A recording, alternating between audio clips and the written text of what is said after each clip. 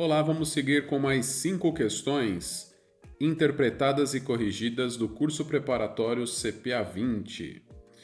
Vamos para a questão 1. Qual o principal objetivo de um título de renda fixa? Tá bem claro aqui, deixando qual que é o tipo desse título. E aqui no caso, renda fixa não é o título de renda variável, título de renda fixa. A. Aumentar o valor do capital investido.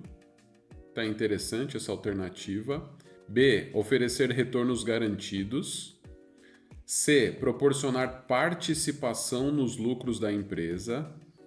E D. Negociar ativamente no mercado de ações. Vamos primeiro separar os tipos de títulos.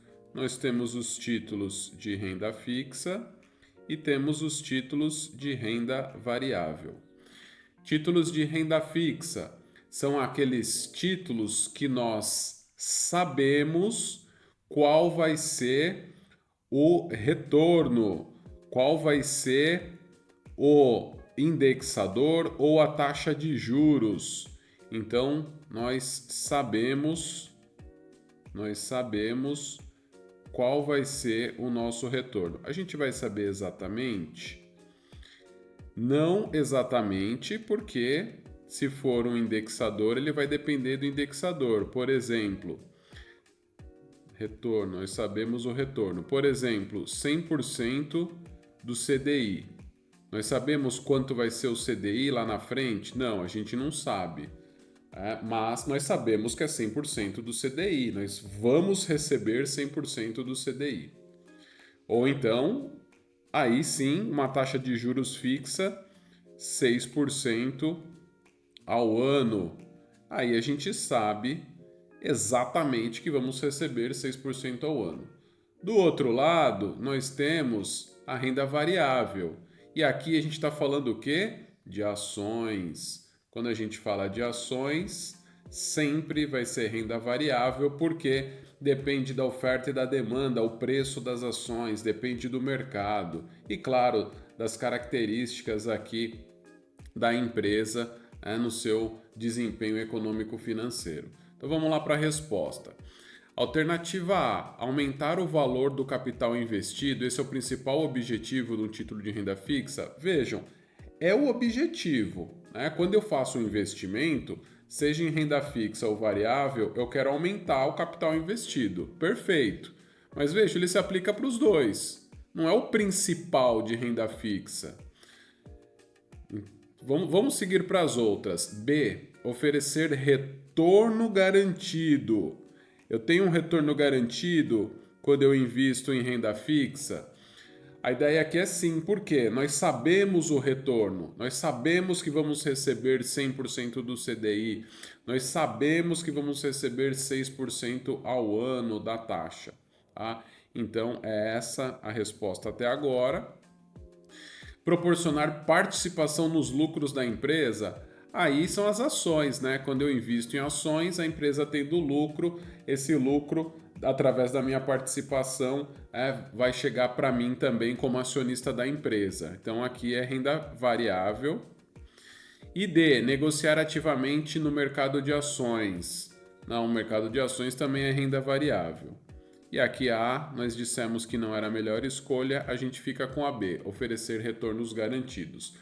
Claro, só um ponto de vista a mais aqui, quando a gente fala garantidos, é nesse sentido de que nós sabemos ou saberemos qual que é o retorno. Na verdade, a gente já sabe de partida, mas tem riscos envolvidos. Então, a gente tem que tomar cuidado com os riscos, tá?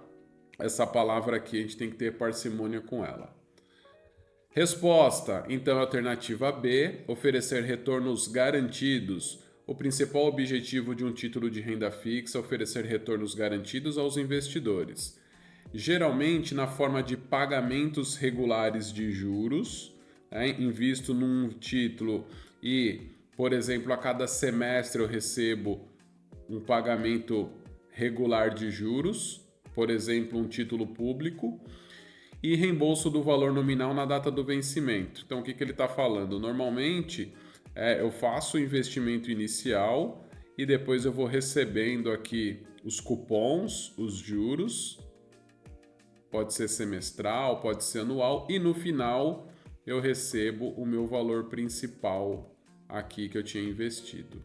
Tá? Essa é a ideia aqui do fluxo de pagamentos de um título de renda fixa.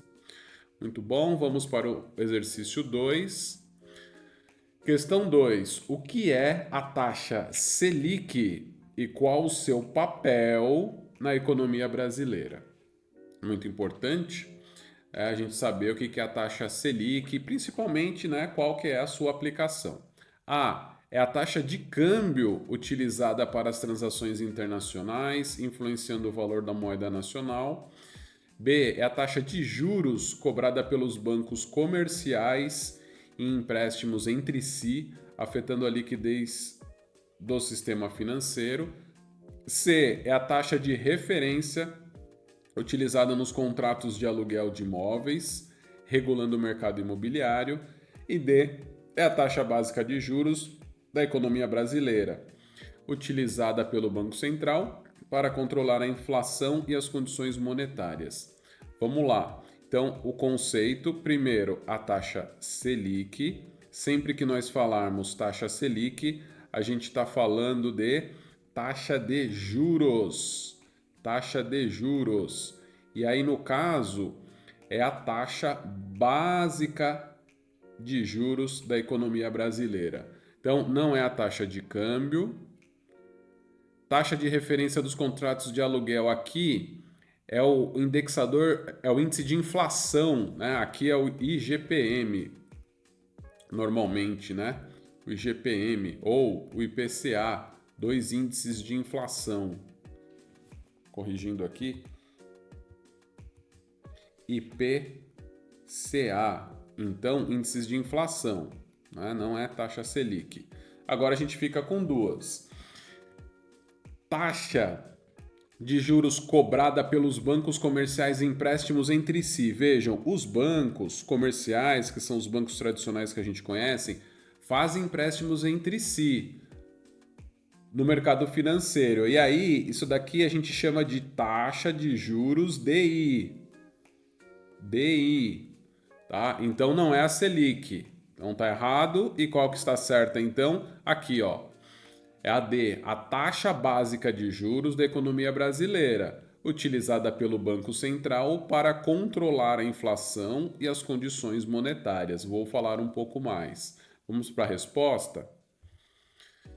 Então, a alternativa D é a taxa básica de juros da economia brasileira, utilizada pelo Banco Central, pelo Bacen, para controlar a inflação e as condições monetárias. Aqui, a taxa Selic é determinada pelo Banco Central, é utilizada para controlar a inflação e as condições monetárias do país. Como que ele controla a inflação com a taxa Selic? Vejam, se a inflação está aumentando, existe também um aumento da taxa de juros. Se a inflação está aumentando, existe um aumento da taxa de juros nas reuniões do Copom. Por quê? Porque com juros mais altos fica mais difícil de fazer os negócios, os empréstimos ficam mais caro para comprar um veículo, mais caro para comprar um imóvel, e isso faz com que a economia tenha uma diminuição da sua atividade e, em consequência, a inflação cai. Tá? Essa normalmente é a sequência. A inflação está subindo, a taxa de juros sobe, então é uma forma que o governo utiliza para conter a inflação. Tá? E também as condições monetárias. Da mesma forma, se a taxa de juros sobe, como eu disse, os negócios ficam menores, né, no mercado financeiro, porque a taxa de juros está alta, e menos dinheiro circulando também. Então o governo vai trabalhando com a taxa de juros. E quando a inflação cai, normalmente a taxa de juros também cai, porque a inflação já está menor. Tá? Normalmente é esse o movimento.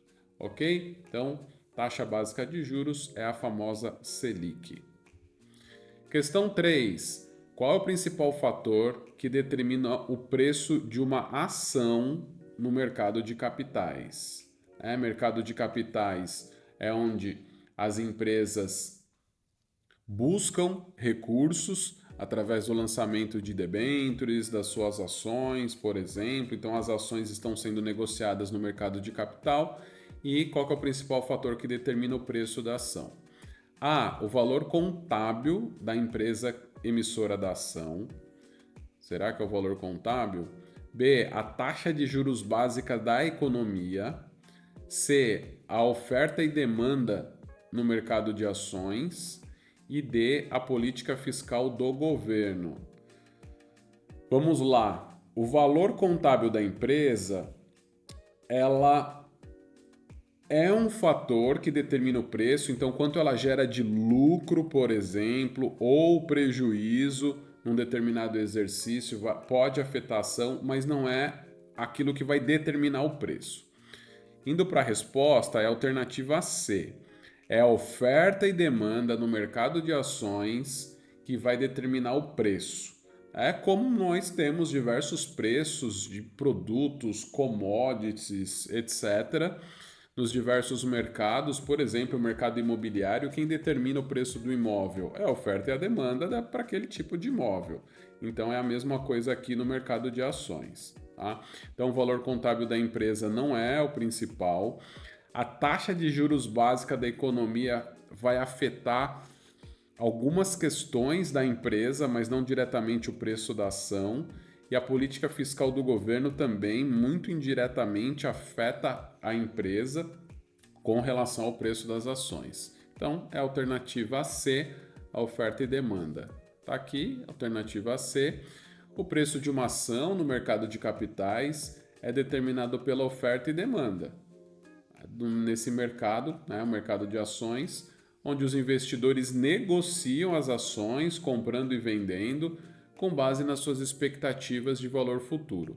Quando a gente fala que a ação da Petrobras está a R$13 num determinado dia, o que é isso? É a expectativa dos investidores para o futuro, mas é o que está sendo negociado hoje. Ele compra hoje, valendo, ele entende que vale 30, e, claro, pleiteando aqui que tenha um aumento desse valor no tempo. Claro, como agora acionista, pelo fato de ter comprado a ação, vai ter mais para frente uma valorização. É isso que todo mundo que compra uma ação espera. Ok? Vamos para o 4. Questão 4. Explique o que é a teoria de eficiência de mercado. Teoria da eficiência de mercado. E como ela influencia as decisões de investimento. Vejam que não é uma questão tão simples como as anteriores. Vamos lá. A teoria da eficiência do mercado, ela diz o seguinte: ela diz que todas as pessoas, todos os investidores possuem as informações do mercado. Normalmente, a gente atua no mercado buscando situações onde o preço pode subir, o preço está desvalorizado, a gente compra aquele ativo porque a gente imagina que ele vai valorizar. Mas, num mercado eficiente, onde todos têm a mesma informação, teoricamente, e aqui é uma questão teórica, nós não temos mercados eficientes, uma questão teórica. Todos os investidores já sabem de tudo daquele mercado, daquela empresa, daquele ativo específico. Então não tem situações de ativos subvalorizados, por exemplo. Tá? Então vamos lá, indo para as alternativas. A teoria da eficiência de mercado afirma que os preços refletem todas as informações disponíveis no mercado, tornando impossível superar consistentemente o mercado através de uma análise fundamental ou técnica. Parece interessante essa resposta, hein? Por enquanto é certa para nós, vamos ver as outras. Porque é o que eu disse, os preços refletem as informações disponíveis no mercado. Todos têm as informações disponíveis no mercado. Análise fundamental ou técnica. Análise fundamental é aquela análise que avalia em profundidade a empresa, os seus indicadores, o seu histórico, movimentos de fluxo de caixa, etc. E a análise técnica é aquela análise que avalia os gráficos através da movimentação de compra e venda nos gráficos. Existem técnicas para definir se é o momento exato de comprar e vender um determinado ativo. B. A teoria da eficiência de mercado sugere que os preços dos ativos são determinados principalmente pela oferta e da demanda. Aí seria a lei da oferta e da demanda, né? Com pouca influência das informações disponíveis. Não, não é isso. Porque tem muita influência das informações disponíveis. É o que eu comentei. Os investidores têm as informações disponíveis. Então, isso daqui está errado. A teoria da eficiência de mercado defende que os investidores devem seguir estratégias de investimentos passivas, como a compra de índices de mercado, devido à impossibilidade de prever o comportamento. Olha só, aqui, principalmente aqui no final, impossibilidade de prever o comportamento. No mercado eficiente você já tem a informação, você não precisa nem prever porque você já sabe ali o comportamento do mercado. Tá? Então, por causa disso, está incorreto. D. A teoria da eficiência de mercado argumenta que os preços são influenciados por fatores macroeconômicos, como taxa de juros, indicadores econômicos, em vez de informações específicas da empresa. Não, ele não fala nada de fatores macroeconômicos. O que ele olha, o que ele prega aqui, né, o que essa teoria prega é que as decisões de investimento aqui vão seguir as informações disponíveis e todos têm as informações. Tá? Então a gente fica com a alternativa A, vamos para a resposta. A teoria da eficiência do mercado, aqui embaixo, a teoria da eficiência do mercado sugere que os preços dos ativos refletem, isso é a teoria, todas as informações disponíveis no mercado, como eu tinha comentado, tornando extremamente difícil para o investidor superar o mercado. Aquela situação que eu falei, esse ativo está desvalorizado, vamos adquiri-lo para ter um ganho ali na frente. Não, todo mundo sabe, né, e tem a informação, logo o ativo já está valorizado a mercado. Eu não teria esse ganho. Uma vez que todas as informações relevantes já estão refletidas no preço dos ativos. Ia ser bem difícil operar nesse mercado, né, para obter ganhos. Todo mundo, né, ia ser performance, né? Quando a gente fala que o preço da Petrobras a ação da Petrobras está a 30, efetivamente reflete a empresa esse 30. O que precisa é ela apresentar um desempenho muito bom daqui para frente para valorizar e aí os investidores e acionistas terem lucro. Bem interessante, não tão simples essa pergunta. Questão 5. O que são derivativos financeiros e como eles são usados no mercado financeiro. Duas perguntas em uma. O que são derivativos e como eles são usados. Alternativa A. Derivativos financeiros são ativos subjacentes usados para avaliar a saúde financeira de uma empresa. Saúde financeira. Enquanto seus derivados são contratos que derivam seu valor de um ativo subjacente, como ações, títulos, commodities e moedas. Vamos lá. B. Derivativos. Eu já vou colocar como errado porque o papel do derivativo não é avaliar a saúde financeira de uma empresa. B. Derivativos financeiros são contratos financeiros, que derivam seu valor de um ativo subjacente, como ações, títulos, commodities ou moedas, e são usados para gerenciar riscos, especular e investir. Essa daqui está boa, essa resposta. Vamos ver as demais. Derivativos financeiros são instrumentos de dívida. Não são instrumentos de dívida. O instrumento de dívida, por exemplo, são as debêntures. Então, aqui a gente já tem essa alternativa incorreta. para captar recursos e financiar operações, debêntures, enquanto seus derivados são ativos subjacentes usados para diversificar o portfólio. D. Derivativos financeiros são títulos de dívida, de novo, né? Títulos de dívida negociados no mercado secundário. O fato de aparecer duas vezes aqui, né, como instrumentos de dívida ou títulos de dívida, pode até induzir aqui na resposta a escolher uma dessas, mas por isso que a gente tem que conhecer o conceito. Enquanto seus derivados são contratos usados para transferir riscos para outra, aqui poderia até estar certo, tá? Essa segunda parte. Mas essa primeira parte aqui, né, títulos de dívida negociados no mercado secundário, está incorreta. Então a gente fica com a alternativa B e vamos explorar agora essa alternativa. Derivativos financeiros são instrumentos financeiros. É realizado um contrato entre as partes, entre um banco contra o banco, entre uma empresa e um banco, por exemplo, e o valor vai derivar do desempenho de um ativo subjacente. O ativo subjacente é sempre um ativo que é a referência para aquele derivativo. Derivativo deriva de outro ativo. Então, por exemplo, nós temos uma ação. A ação não é um derivativo, mas nós podemos ter uma opção de uma ação. Aí sim, aí essa opção da ação é um derivativo. Olha lá, tem uma ação da Vale, e aí eu tenho uma opção da ação da Vale.